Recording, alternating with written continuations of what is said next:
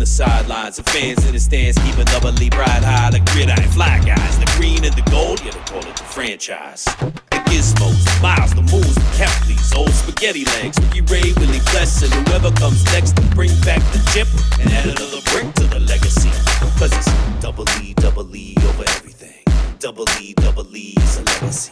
Double E over everything. Double E, we rising up.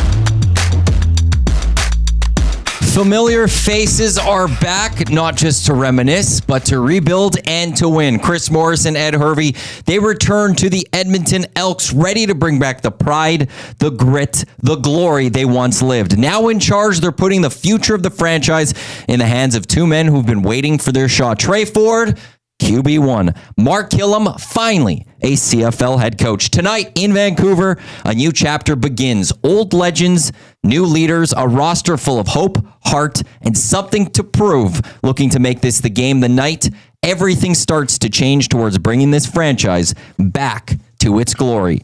Edmonton Elks, BC Lions. It's Saturday night football, but first, this is the Green and Gold Kickoff Show. Iwanyk and Jay Milne with you here, live right here on Edmonton Sports Talk, your clear choice for Edmonton sports, presented by Play Alberta. Thank you to everyone for listening live on EdmontonSportsTalk.com. Tune in, iHeartRadio, watching live on YouTube. I don't have to say podcast one because we're not going to be on the podcast. No one goes back and listens to the Kickoff Show on podcast. The game will be over. They're going to listen to the post-game show. Yes. But we're here. Jay, this feels good. Well, good seeing you. Hey, good to see you. This is fun. I don't always get to see you on Saturdays, but now I do. And you're going to be stuck with me for 18 of the next 21 That's weekends. an excellent way to put it.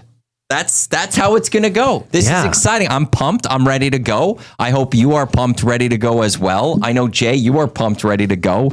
It's June. I'm excited, baby. This is awesome.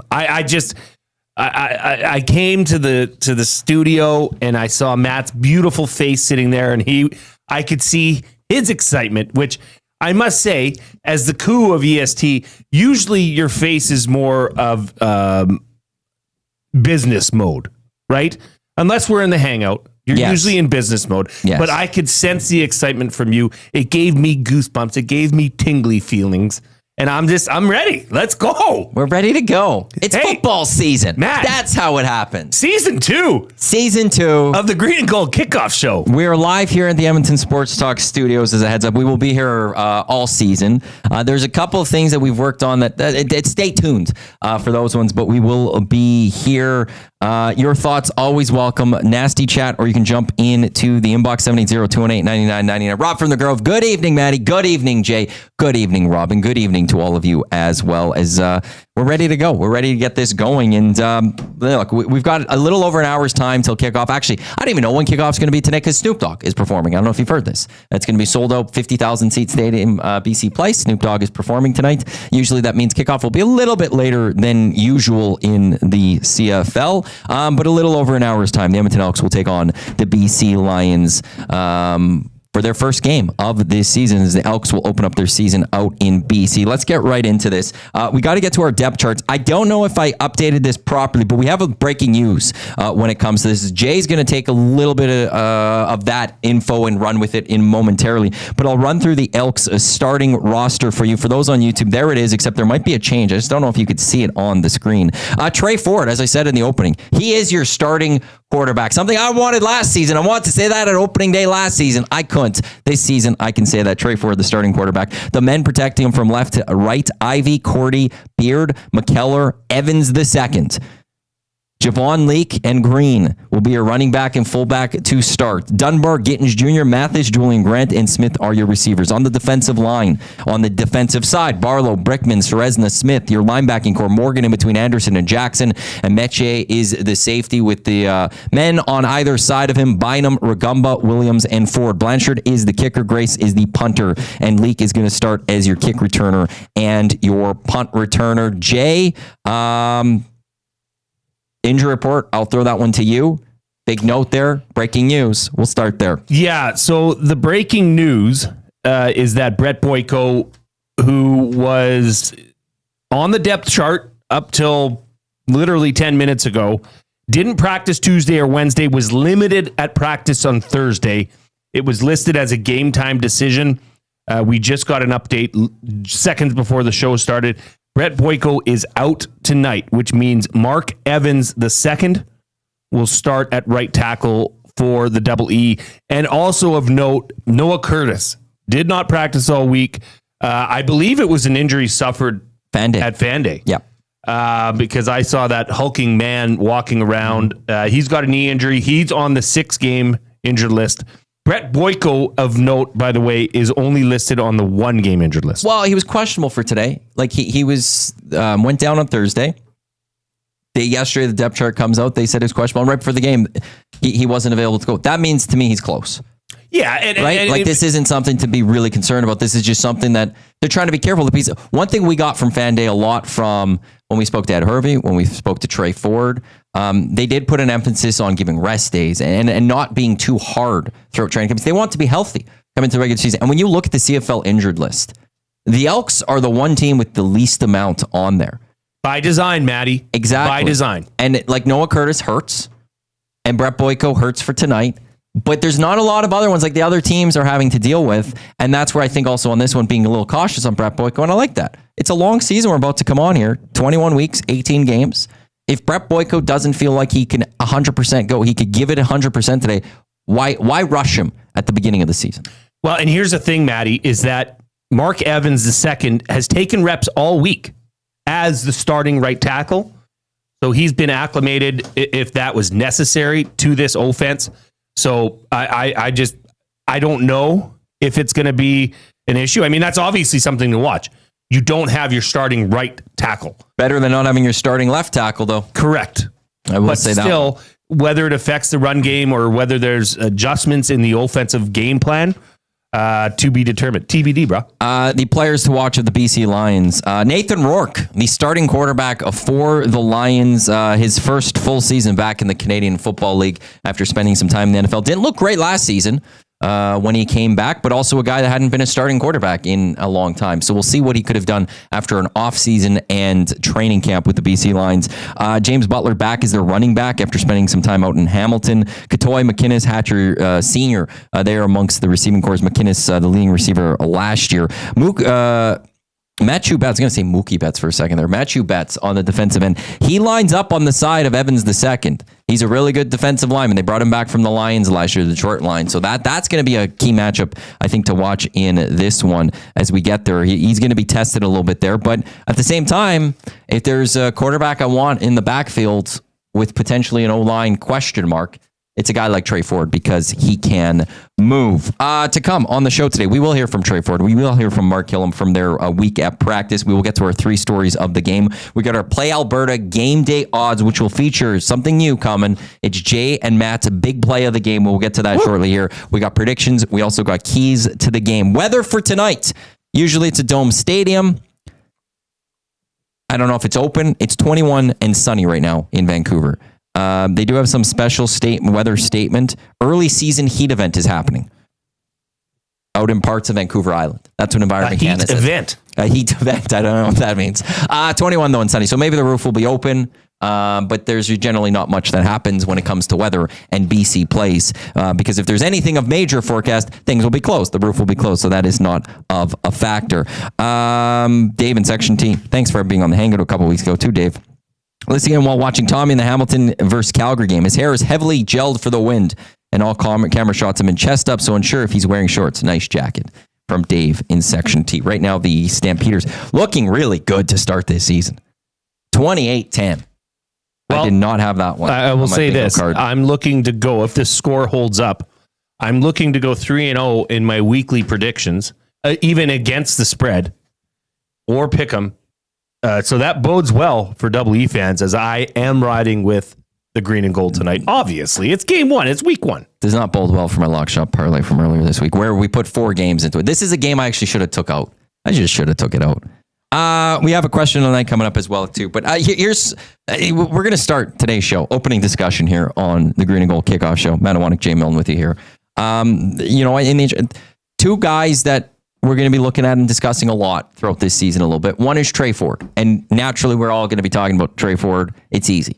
The one guy, I said to you before we jumped on air today, the one guy that surprised me that we haven't talked about, though, it's Mark Kilam.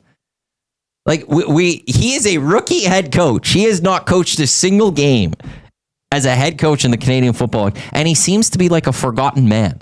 You know, when you, myself, and Scout were on the Hangout yesterday, we're talking about all sorts of. We talked about Jordan McSimic. You talked about JC Sherritt. I don't think we ever really came up with Mark Kilam. This guy's just been around so long that it just seems like I feel like everyone just seems it's natural that he's now a head coach. I think that's a good thing. I think that's a sign of confidence that the right man was hired. I mean, it's to be determined, obviously. But the fact that Mark Kilam as a rookie head coach in the CFL is not a storyline, to me says that by all accounts and by all, I guess, record of hearing from Mark, seeing Mark, he's been on the EST airwaves several times, that fans, media believe that this is the right time and the right hire. So I actually don't mind it. I understand what you're saying, that yes, Mark Kilam has not been a storyline, and that's probably good. I agree. We'll find out around 10:30, 10:45 how the feeling is. But I mean, obviously, you can't judge a head coach, especially not a brand new head coach, in one game. No, but there's usually a lot more talk of a coach's first game. There's usually, I'm sure out in BC, there's a lot more talk that, what does a Buck Pierce defense look like? What does a Buck Pierce team? The only thing we really talked about with Mark Kilam was the discipline of this team. And, I know in the Calgary preseason game, the discipline wasn't there, but a lot of guys that aren't going to be on this roster that we're looking at tonight, how does he handle discipline? Yeah. But it's not like, okay, well, is he going to be nervous? Like it's all on Trey. We're all talking about Trey, if anything. And I do think that's a good thing too, because it goes back to just something I heard a lot at Fan Day, and then the lead up to Fan Day, which was, from all the players and from other people, it was one of the best run training camps people have seen in a long time. He just handled it in a way where it seemed like this is a guy that has truly been preparing for 20 years to become a head coach. And he's just opened up the drawer of everything he's been collecting, of all of his knowledge, and just is putting it to use. And there's a calmness already with a rookie head coach that I don't know if I've ever seen in sports necessarily. But here's the thing. As a special teams coordinator, which he was with his former team, the Calgary Stampeders, that's the only other position outside of the head coach that interacts and deals with the entire team on a regular basis. That's a really good point. Everybody on the team, well, for the most part, but defensive players, offensive players are all a part of special teams. There's a bigger mix of both sides. Yes. Other than that, they break out into their units, their positions, and deal with their own individual coach. Being a special teams coordinator, you have to have a really good handle on the team.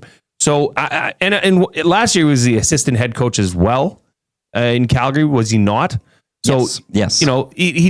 This guy is experienced. And like I said, in our dealings with him, Matt, he's excited. He's got the right headset to do this, the mindset. He's not rah, like, let's go. He's been there, done that in respects of dealing with an entire team. Trey finally getting the start. He's finally taken over the keys of the car. Ed Hervey gave him a 3-year contract. Him and Mark Kilam and Chris Morris believing that he is the guy in the face of this the face of this franchise for a long time. This season, though, like it's simple enough, but this season rests on Tre Ford largely. It's now there are no more. I wouldn't say that. If he goes down, it's Cody Fajardo. Is that where you're going? Or that it just rests solely on Tre Ford. Sure. But this is a bigger project. This is a defense that's been overhauled. This is a team that last year, Maddie, I mean, they were they had the second best record in their last 11 games last year in the CFL. They figured it out. And you know what they figured out? They figured out to run the damn ball. Right? So there's a lot more to this than just Tre Ford. However, Tre Ford, to me, is the biggest question mark. No question. Tre Ford has been great. We've seen Tre Ford be meh. Now, I've said this before, and I'll say it again. Tre Ford does not need to be consistently great. He needs to be consistently consistent in order for this team to succeed. Fair? Yeah, no, 100%. Like, I don't need Tre Ford to be an MOP contender this year. It wouldn't hurt though. No, if Tre Ford's an MOP contender this year, the Elks are in the conversation to win the West, and we're talking Grey Cup, legitimately talking Grey Cup. If Tre just goes out there and does a little bit better than what we have seen from him so far in his career, it means the Elks are a 9-10 win team, and they're fighting for a home playoff date potentially, if not third in the West. That's what I say, and I don't mind, like, because this is his first year as a starting quarterback now. In his career, he's 9-9. He's got 18 career starts spanning 3 seasons. Not a lot, and he hasn't had a lot of trust. So there are going to be growing pains with Tre, but he is also 9-9, by the way. 15 wins the Edmonton Elks have had over the last 3 seasons. He has 9 of them. 60% of the wins have come with Tre Ford. That's why I think there's a lot of fans and myself are very excited that he's finally the starting quarterback of this team. But for Tre Ford to be a starting quarterback in this league, there are no excuses moving forward. There is no more Chris Jones. There is no more MBT. There's no more short leash. We are now going to see what Tre Ford can do. And we also expect and assume, and by everything we've been told, he's going to be allowed the opportunity. He's going to be given the chance to show that this is right for him, that he is a starting quarterback in this league. It's not going to be an 0-2 start and all of a sudden Cody Fajardo's out there. Right. They're going to give him time. They're going to let him work through things. And that is great to see. That brings me to the question of the night. You don't know the question of the night. Ooh. I don't want to know until the camera's live, baby. I want an honest reaction. I posted it on Twitter. So I've got almost 300 votes. I'll give you the options too with this. And you could always jump into 780-218-9999 or the nasty chat. Question of the night. How many wins do the Elks get in 2025? Here are the options I put down. 14 plus. Ooh. 11-13. 7-10. And 0-6. Okay. So I'm going to try to break this down. Yeah. 0-6, I would say, has very few votes. 16%. It is third. 7-10 has the most votes. It does. 64%. Yeah. 14 plus has almost none. I should have maybe went 0-7. 14 plus has almost none. 3%. Yeah. So I nailed it. Now I'm riding on 11-13. I think this team, which is at 17%, can get there. Whether they do or not. What did Play Alberta have it at? 8.5? 7.5, or was it 8.5? No. What bet do we get? I got to log in here quickly.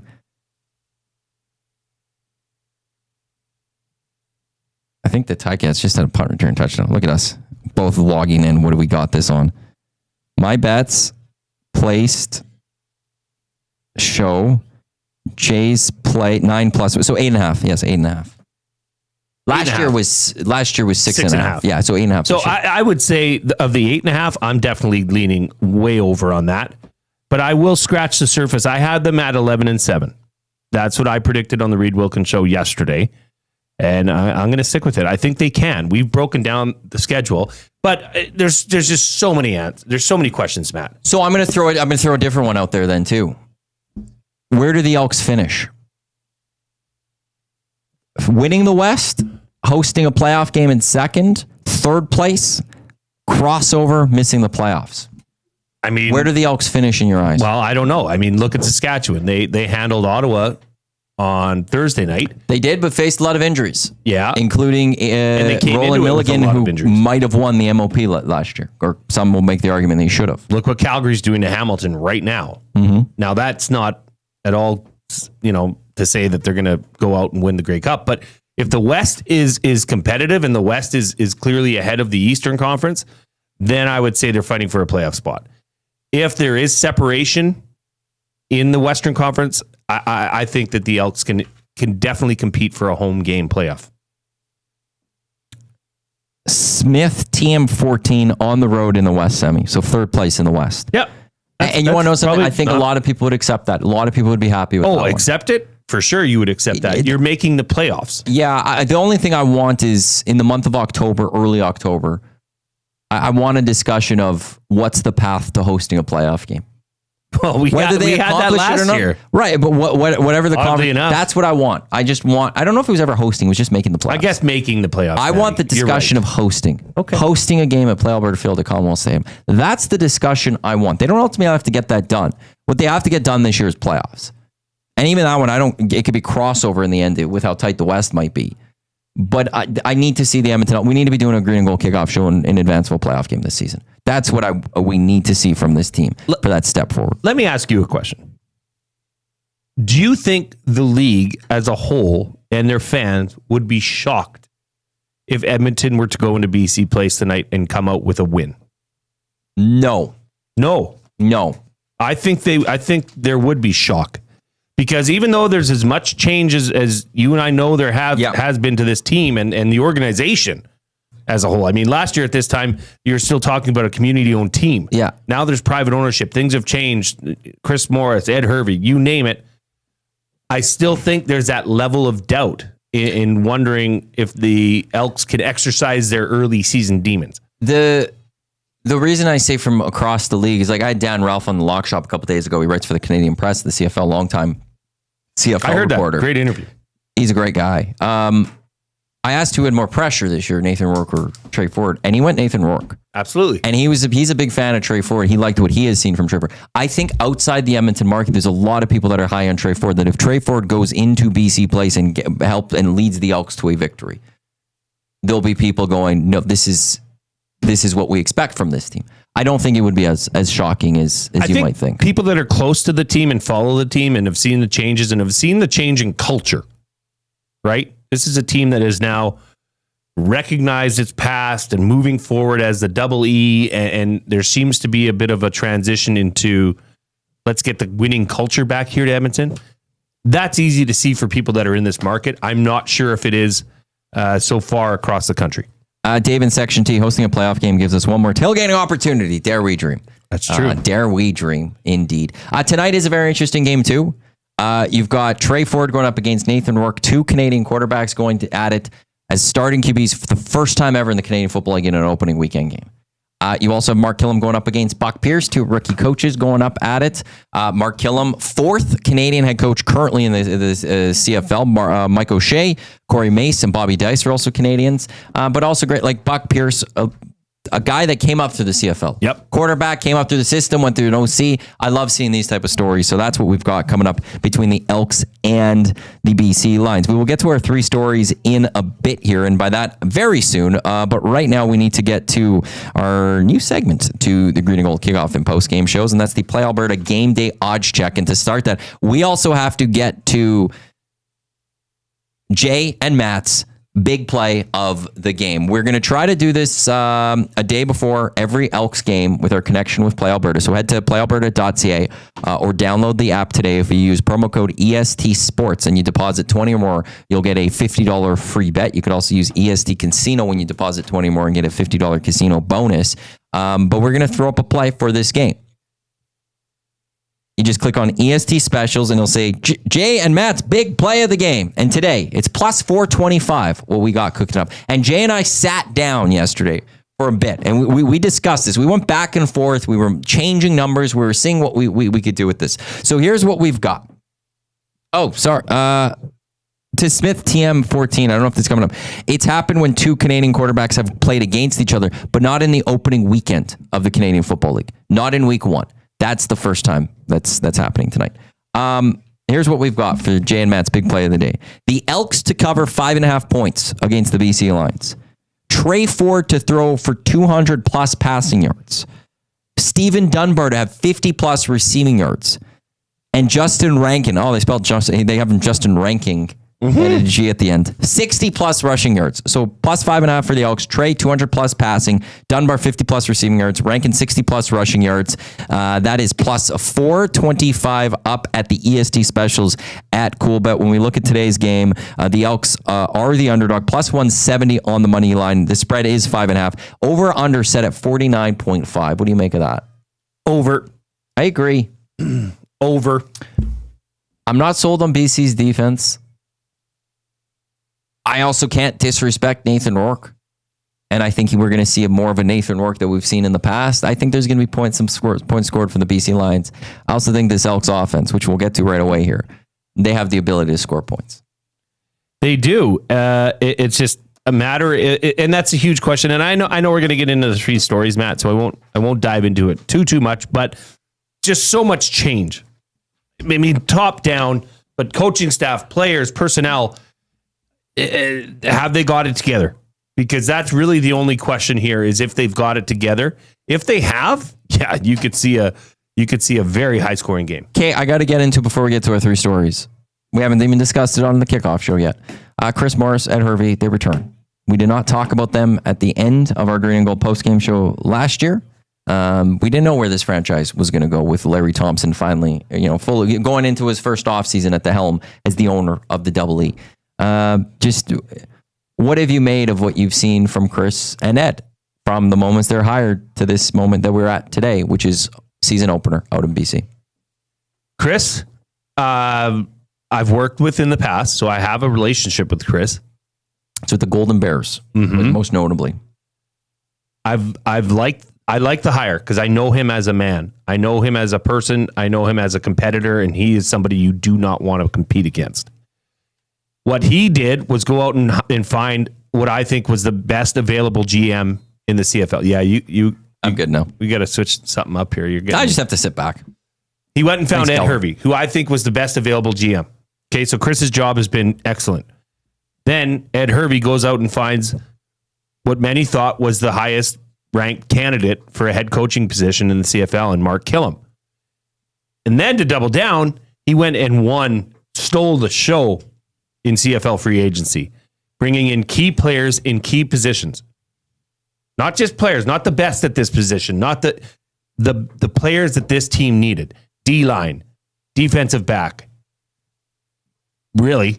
I mean, and 8 O-line. of 12 starters on defense are new. Yeah, and O-line. What do we got on offense? So I cannot say anything bad about the off season for this organization. I thought Chris nailed it. Chris knocked it out of the park. Ed knocked it out of the park. Now it's time to put it on the field, though. 2 new additions on the offensive line. If Beard, you count him. Of course you count him. Then there's Where did he play last year? Hamilton. You've got Dunbar Jr., that and Julian Grant. So you got 4 new players on the offense. Let's get to our 3 storylines here. As this is the perfect time to get into it. For the 3 storylines, I do this every time on the Green and Gold Kickoff Show at the start of the season. We know one thing about football. There's 3 facets to it. You need to win 2 out of 3 in every game, they say, and you're going to win the football game. If you win all 3, even better. But you need to go win 2 out of 3. So we're going to look at the 3 facets of the Edmonton Elks, and we're going to start with offense. I love that breaking down or setting up a football game offers the opportunity to use the word facet. You don't get it. We don't talk about the 3 facets of hockey. We don't say goaltending, defense, offense. You got to accomplish 2 facets. We never do it in any other sport. Football, we got to do it. Facets is a phenomenal word. I agree. But you really don't get to use it in your day-to-day discussions with coworkers, your family. But in the football talk, we're talking facets. Facets is one. Next man up is a football term. Is it? Yes. It's been used in the hockey playoffs. Until this year is probably one of the few years I've heard it. That is a football term because it's not just used in playoffs. It's used in regular season. It's always next man up, next man up. Brett Boyko's out, next man up. Exactly. Mark Effins is That's one of those ones I go with. Hockey's taken that one from football. I feel like that is a football thing more than anything else. Let's get into the offense. The stories when we look at the offense. As I mentioned, Tre Ford is the starting quarterback of this team. Cody Fajardo brought in to be the backup, and Cody Fajardo accepting of said backup role. He had to renegotiate his contract, which means that proves he's ready to go to compete with Trey. If Trey ever falters, he's not going to want to give up that starting job if he gets a crack at it. But he's also here to help Trey be as the best quarterback that he can be. The return of Rankin and Leak, thunder and lightning, as we learned at Fan Day that they were called in the running back spot. Jordan McSimic returning to the city of Edmonton, returning to the WE organization, but this time as the offensive coordinator of this club. Just what do you make of this offense? Where do you want to begin with this? Do you want to start with the running? You want to go into Trey? The offensive line. 3 players returned, Cordy, Ivy, and Boyko. They bring back Beard, which means Cordy moves to the left side, and they bring Gregor McKellar from Toronto in as well to bolster what was probably the best, if not one of the best O-lines in the CFL last year. I like what's happened here on this offense. I really do. Justin Rankin last year emerged as a starting running back, somebody that can carry the mail. I would like to have had Justin Rankin listed on Play Alberta's most outstanding players, because I honestly think you tried that and they just couldn't get that, and they can't get it done. So I'm just saying it right now. I would have taken that. I would have taken that action all day. I think this is a Justin Rankin coming out party, and I just feel if they commit to the run, we've talked about Maksimic in his recent years, where he's went away from the run game. He hasn't trusted the run game. I need to see 20 plus rushes a game, combining Justin Rankin, Javon Leake, run the game, run the ball. It sets everything up. Okay. Now, if you're asking for an expectation or somebody to watch, if you're saying who's going to be the breakout or the star player in the receiving corps, I can't look past Stephen Dunbar Jr. I think that he is going to have a big year. And I mean, seeing the connection with him and Tre Ford during training camp, it's hard to ignore. And obviously, he had a big game last week in the exhibition game. Say what you want about exhibition games, but that's what it comes down to. 3 players, in my opinion: Tre Ford, Justin Rankin, Stephen Dunbar Jr. I'm going to throw out there. And no, Grace, my daughter's watching. They have I don't have a cut on the right side of my head. She said it looked like I had a cut on the right side of my head. I think it was just a hair that was sitting there. So thank you for checking in on me. I'm okay. Enjoy your sleepover. Hi, Layla. One, I will start by just receiving core. Remember this name, and you got to remember the right order. Benjamin Victor. That's a name to remember. Okay. He's one of the reasons that Alex Hollins is not a member of the Edmonton Elks. Good. Well, and if there's one thing I will always give credit to Ed Hervey, he finds receivers. And I don't mean good. No. Alex But Hollins. I mean, like, that's a good problem. Somebody competed and knocked away a veteran. And now I know there's some injuries for Alex Hollins that played into this too, but Ed talked about it, that he also had some young guys that he didn't want to let go. He didn't want anyone else to get a chance at them. Ed came here and he was the GM when this organization found Darrell Walker. He was the GM when this organization found Brandon Zylstra. He was the GM when this organization found Duke Williams. He can go find receivers. And that's a name that I would not be surprised if at the end of the season we're talking about him being in the starting lineup, and look what he is doing. Justin Rankin, to your point, here's a few games last year, because he shared time with Javon Leake. He shared time with Kevin Brown. Here are his stats, just rushing, no, not receiving, when he had 10 or plus more carries in a game. In Saskatchewan, he had 10 carries for 60 yards. That was the game Javon Leake went off. 10 carries for 60 yards. Against Hamilton, he had 17 carries for 108 yards and 3 touchdowns. Against Winnipeg, back-to-back weeks, he had 14 carries in each of those. 157 yards, 109 yards. Yeah. Against Calgary, 10 carries, 140 yards. Against Toronto at the end of the season, 12 carries, 48 yards and 1 touchdown. In 2 games when he had 1, 2, 3, 4, 5, in 6 games where he touched the ball 10 or more times. 4 of them he rushed for 100 yards. One of the other ones he rushed for a touchdown in there as well. The guy does it well. And then you add in Javon Leake to this conversation, who really established himself as a starting but I'll just go say running back in the Canadian Football League last year, because he never really got that chance in Toronto. And it is a very tough spot for defensive coordinators if Jordan Maksimic handles this right. That's the key, crucial part to me. If you're a defense and you line up and across the offensive line, this is what I really want to see at some points this season. Tre Ford, Justin Rankin, and Javon Leake. Because how do you deal with that if you're the defender? If you're that middle linebacker and you're trying to dictate how things go, how do you deal with those 3 guys who can all run, and also Tre could still throw it as well? It's dangerous. How do you defend that? How do you game plan for that? You only have so many people you could try and eliminate in a game. And it's going to be, it's just a matter of if it's put together at this point in the year.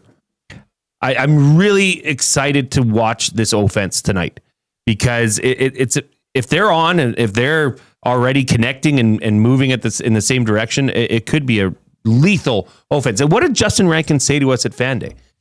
When he came in and got re-signed by G. Roy Simon, right? Cut earlier in the year, brought back in. I forgot about this. He was he was an Arena Football League player, and he was not healthy. He was not 100% when he was re-signed by the Elks. Oh, I'm thinking of something else too that he said. And what else did he say? Well, he talks about the fact that he came in a little heavier than he was expecting, because he wasn't fully expecting to come back. And this offseason, he's in better shape. But like that Thunder... And not a bad shape last year he's talking about, but he's in better shape than he was last year. Well, and that Thunder and Lightning phrase that's used when you're talking about Javon Leake and Justin Rankin is I get it, but it's not necessarily fair. Justin Rankin can take it outside and beat you with his speed. Yeah. He is not slow. When you're compared to the fastest man in the CFL, I get it. Well, and Tre Ford's there too, so there's Justin two guys. Rankin can do damage with his speed. So I mean, that's everything to me tonight. Is this offense, and if they can put it together this early in the season. And that's where I have a lot, like I look at Jordan McSimic and go, there's an ability here to have one of the best offense in the Canadian Football League. Are you going to build the right offense for it, though? And Steve McAdoo was not that guy to do it. Jarius Jackson's had his struggles, but it's I just going back to BC, and you talked about it already. It's just making sure you don't go away from the run. You have 3 guys that can run. You only have to design runs for 2 of them. I don't want to see a lot of design runs for Trey. That should only happen if things are completely breaking down. I don't think it should happen. Designed runs. No, absolutely. Yeah. And that's where it's, so you just have to even design for 2 of them. But I don't want this being a passing heavy team, which we saw because there were good running backs in the past years in BC. They had James Butler for years. They had William Stanback, and he just stopped, didn't use him. It was almost like an 80-20 passing attack. Can't have that. Because if you establish that run and if you go about it the right way, if you're Jordan McSimic, you will have an offense that I just don't know how you game plan as a defense. It seems like it's almost impossible. But I want to see Jordan McSimic let these horses run. Yes, I'm with you. Unleash them. You've got so much talent and so much speed there. Don't dick around with it. Don't be cute. Don't try and overthink things. Do the right thing. Run the damn ball. Get Justin Rankin his touches, and then that opens everything else up for Tre Ford and Stephen Dunbar and Curly Gittins Jr. and Zach Mathis. That's it. One thing I will point to when it comes to Tre Ford and his passing, if you don't believe that he can pass, go look at the game against the Calgary Stampeders and how it started. Late in the season, he was put in a spot where he had to go, and I don't think they called a run play for a long time. They made him pass over and over and over, and he was making some great throws. He was getting to the sideline. He was putting it only in spots his receivers can do it. Tre Ford can throw the football. The question is, has he been working and developing that even more? Every year that I've watched Tre Ford, I have seen him grow as a quarterback. Last year we saw it. One thing we saw was him his pocket awareness for the most part was better.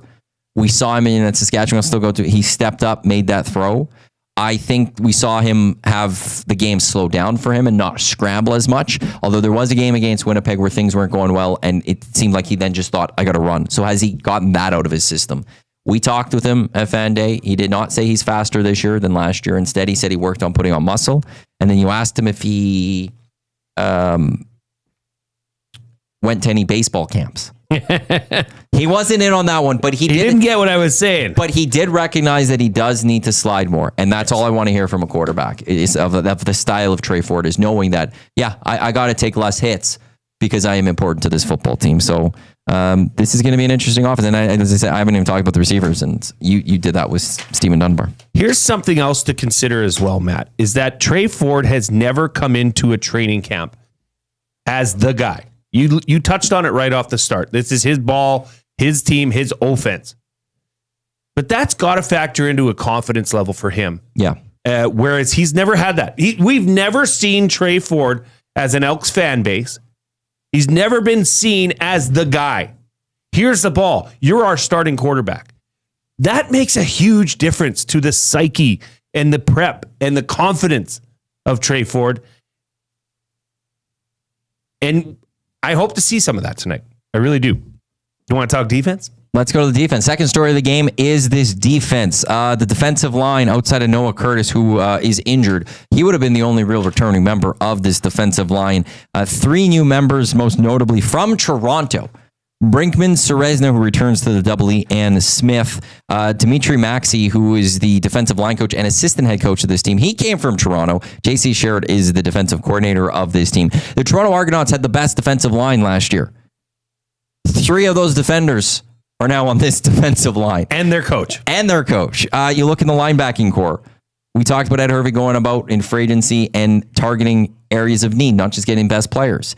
he didn't really have to go target linebacker because he had the top 2 tacklers of the Canadian Football League last year in Niles Morgan and Nick Anderson. They are back in the middle linebacker and 1 linebacker spot. And then in the secondary, Bynum returns, but a lot of new faces in this one. Rugamba going up against his old team in the BC Lions. Tre Ford, Trey's brother, who in the CFL top 50 players, I think came in at number 9.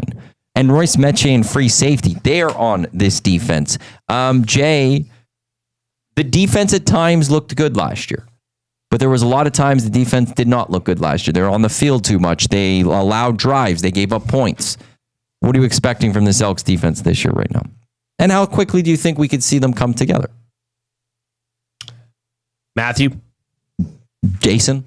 I saw this defense in chase mode far too often last year. Their defensive backs were exposed, specifically down the center. Say what you want. Luchez Purifoy was an aggressive, hard-hitting safety. I get it. But when you go and get Royce Metier, and he's the captain of that defense, that is a massive upgrade. That is huge. I'm expecting big things from him. But you look at down the spine, and we've talked about this several times on other shows here on EST. Niles Morgan, Royce Metier. Those are your 2 people down the spine that will captain this defense. Name 2 better than that in those positions in the CFL.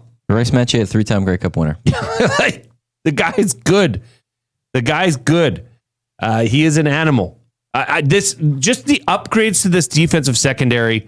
Tre Ford, Royce Metier. I've heard so many good things about halfback Emmanuel Rugamba. That through camp, he's been one of the brightest stars. Here's the thing about Rugamba. At camp, he started with the number 2s. After week 1, he was with the number 1s. I love that. That means you're making, and I mean, we saw some players released that were on this roster last year because of players like him. That means you're getting better. Aside from the signings in Metier and Tre Ford. So once again, these are just the changes that we talked about by Ed Hervey as the new GM here. Went out and found the people that he needed, that Elks fans knew they needed help in the secondary. Well, he got it. What did JC Sherritt say with you and Reed this week on the type of defense he's going to run? Speed and violence, people. Speed and violence. That's what you want. Tell me. I want to go run through that wall. I want to go. I want to run through that door. Seriously, that is. Oh, baby, that's what you want to hear out of your DC. What I would also want to see, and small complaints in the CFL, I'll always have little ones. I wish there was just some better stats, or maybe I just don't know where they are and I'll have to look better. I didn't think that they blitzed enough last year. I don't think they were aggressive enough last year. They couldn't. And with this team, again, 3 of 4 guys from the best defensive line last year. And when Noah Curtis comes back healthy, you're just adding to that because he was a great defensive lineman for this team last year. You add in this linebacking core, but you have the secondary that could withstand those first few seconds as the defensive line is breaking down that pocket.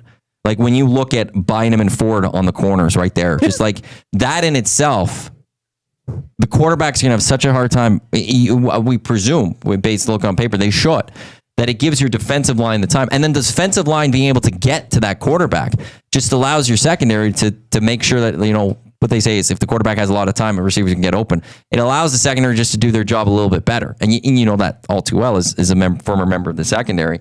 I do want to see the aggressiveness. And when you look at the players on this team, they look like they have the ability to be that aggressive team. They have the ability to go attack. And, JC Sherritt was part of the 2015 Grey Cup winning team here in Edmonton. It was probably the best defense I've ever seen in my life. I will give a lot of credit to Chris Jones for that defense. It was aggressive. It was fast. They were playmakers. Ball would be thrown and there'd be 4 defenders right there immediately.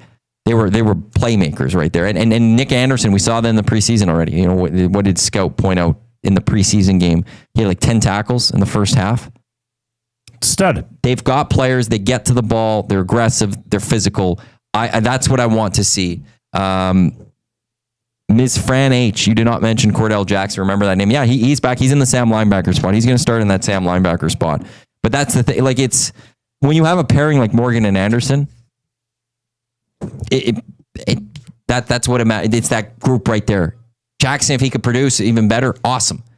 But when you're starting with Niles Morgan and Nick Anderson, you're much ahead of the 8 ball. Kelvin does ask this question: which facet comes together first, do you think? Pains me to say this, but defense.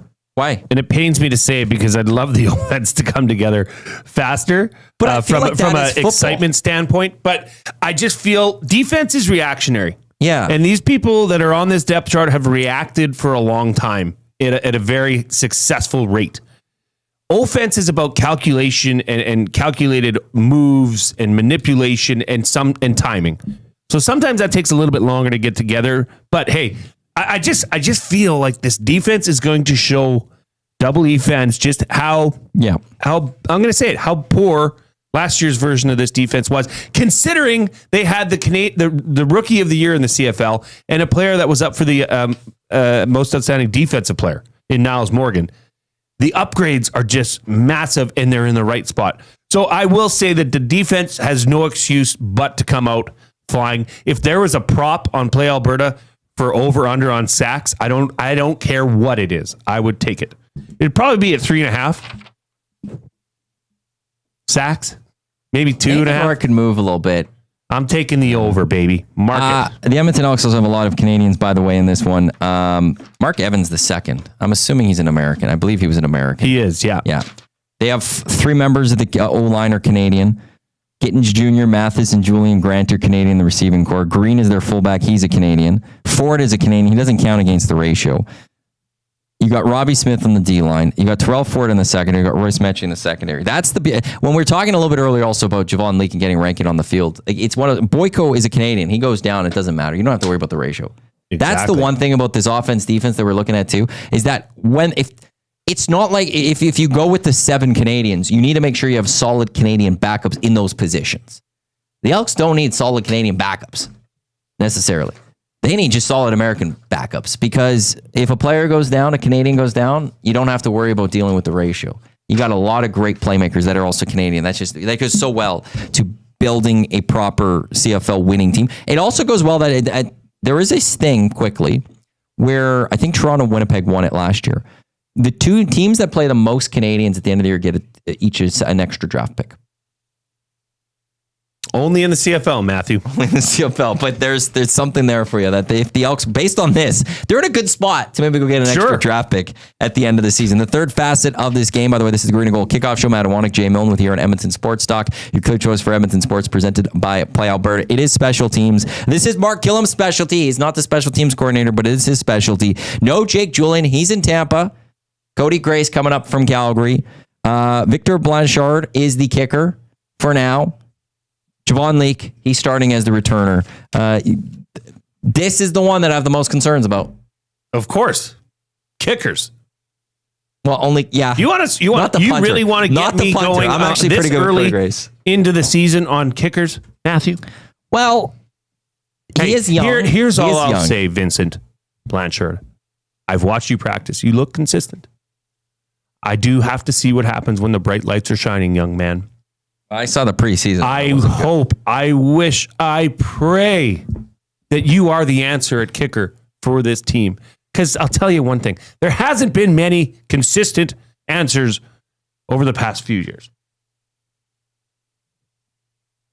Okay, quickly. This is why I love the CFL. What was it, 35-10?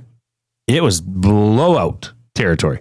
The Ticats, with 2:34 left, just scored a touchdown. They're down 35-26. And there's a Stampeders fans dancing in the stands. They're going for a 2-pointer here.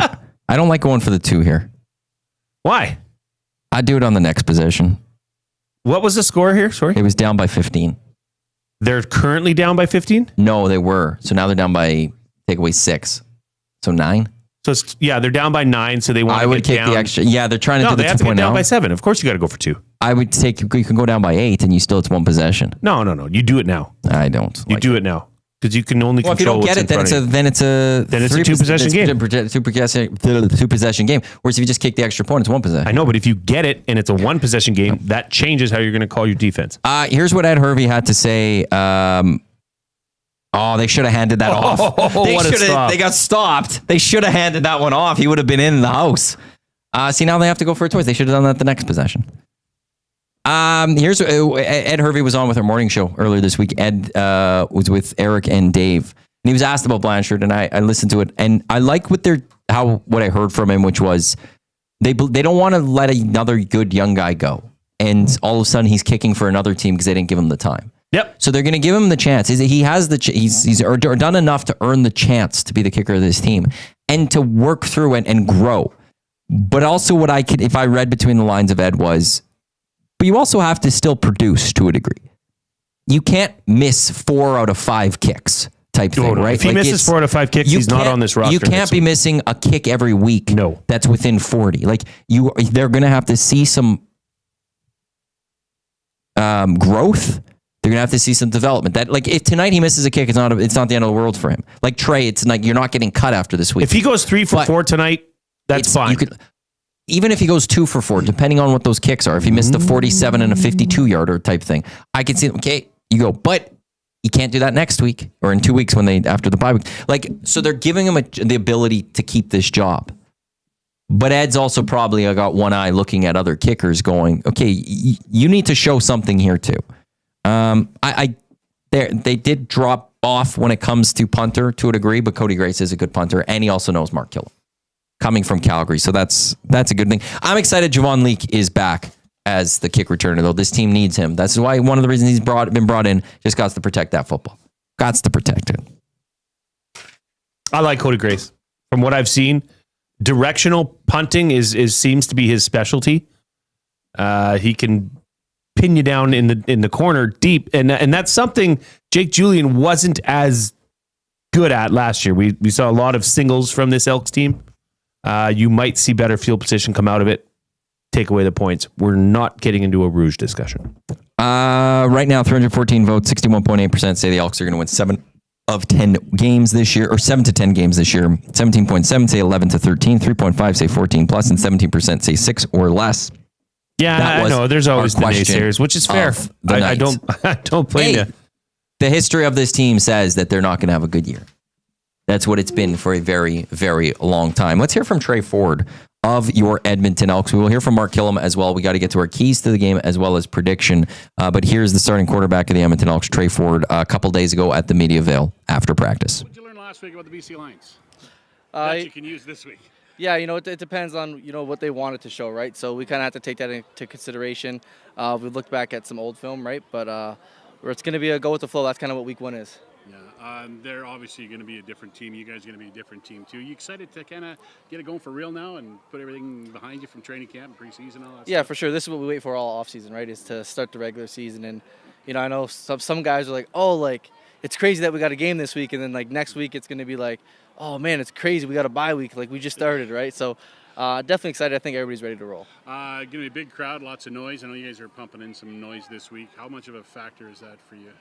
A little bit. Right? It maybe switches your cadence here and there. But other than that, I don't think the noise has too much of an impact, to be honest. It doesn't matter who they're cheering for. It's always cool to play in front of 50,000 people, right? Yeah, 100%. It's always nice to get a good crowd out, right? I think, in the CFL, we've had some great crowds, and I'm happy to see them get bigger and bigger and bigger. So. Yeah. Okay, I've been asking guys all week, favorite Snoop song, and will you sneak out and listen to 5 minutes or not? No, I'm not focused on Snoop Dogg right now. I need to lock in, right? I know you were having the option to watch 10 minutes, but I won't be watching. I'm going to be locked in for the game. All right, good stuff. So, perfect. Thank you. This is also going to be the first time in the modern history of the CFL that 2 Canadian quarterbacks are opening day starters and going head-to-head. What does that mean to you? I think it's big for, obviously, U Sports and Canada in general, right, to have 2 Canadian quarterbacks going at it. Rourke's had a great career so far. He went in the NFL, came back a little bit. So it's definitely going to be awesome, I think, just for Canadian fans watching the game. And there's Tre Ford speaking to the media just a couple of days ago. We'll get to Mark Kilam right away here. Hamilton's going to get the ball back, 2-19. They got to still get 2 scores, though. They got to get 2 scores. I was just saying to Jay, though, so that 2-point conversion in this game, Hamilton and Calgary, they complete the pass, but they don't get into the end zone because it was short. You have 20 yards. And how wide's the field? It's what, 55? 60 yards wide? You got 20 yards deep. Why is the ball on a 2-point conversion not going into the end zone? I don't get that. It's the same as it's a frustrating. I saw Trevor Harris do it once. I hate to 2nd and 10 and you see a 5-yard pass. I knew you were going to say that. Hate them. And then sometimes I do understand that that's the only option, but it's your game's on the line and you're throwing it short of the end zone. I just don't get that one. Here's Mark Kilam in advance of his first career head coaching gig and game with the Edmonton Elks coming up tonight. Contract extension for Nick Anderson. In your short time, what does he mean to this football team? Let's go. I think he's a killer, personally. I think he's one of the best football players on this football team.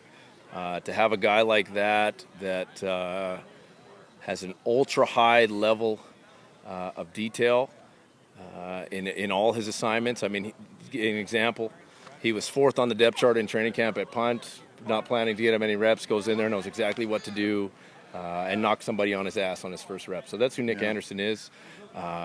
We couldn't be more pleased that he's on this football team. I was joking with him post-game. I said, 10 tackles in 1 half. Slow down, man. But that's just not who he is he? That's just who he is. I mean, that's his style of play. He diagnoses things very quickly.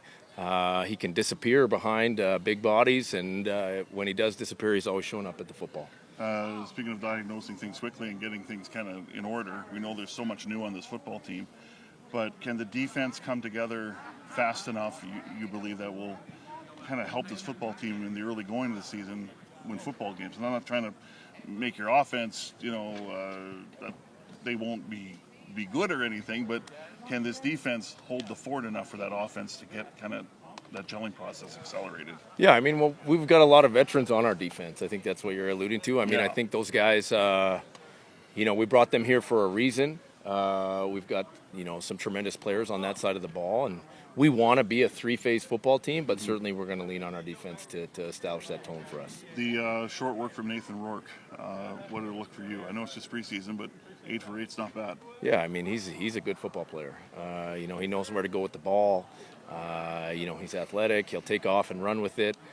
He ripped one in a super tight window. Most of his stuff was underneath, but he ripped one into a tight window in that game, and he has the ability to do that. So we're going to have to be very detail-oriented and play our best to slow him down.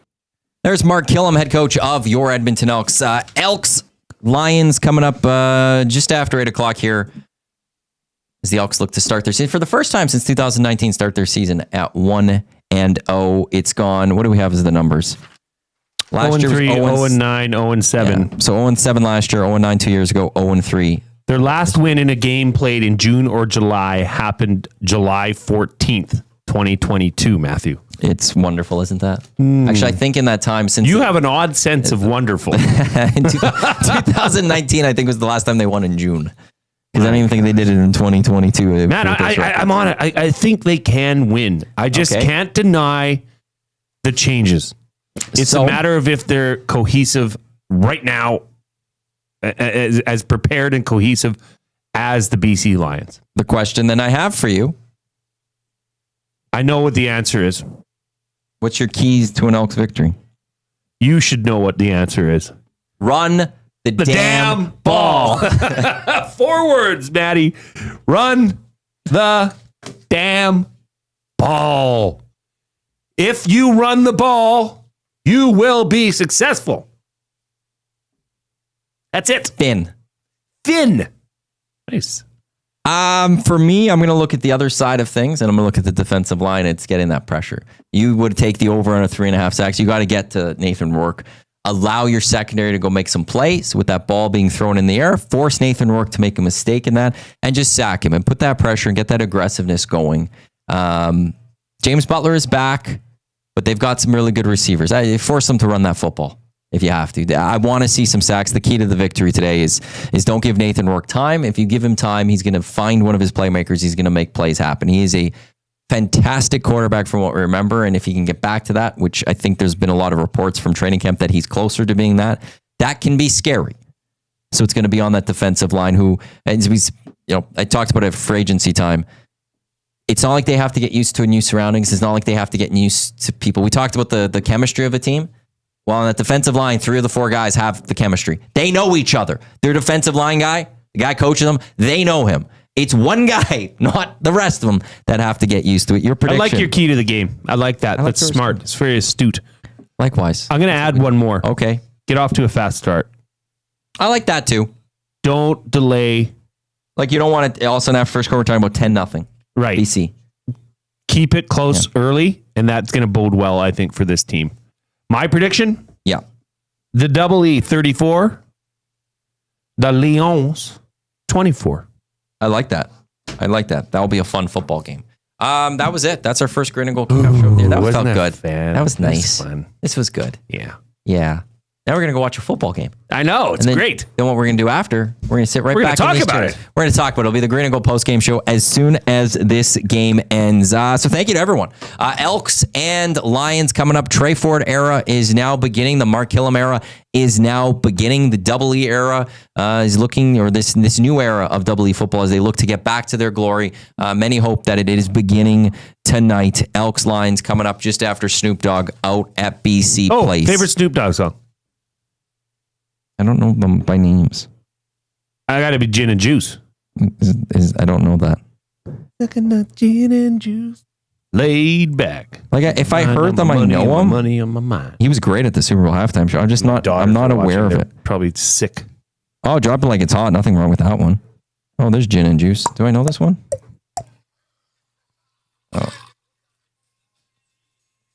Oh yeah, that's a good one too.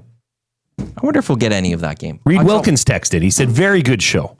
Well, thank you, good sir. Thank you, Reed. I'll also, I haven't got that text yet, so maybe it's just you, and maybe he's not thinking I had a good show.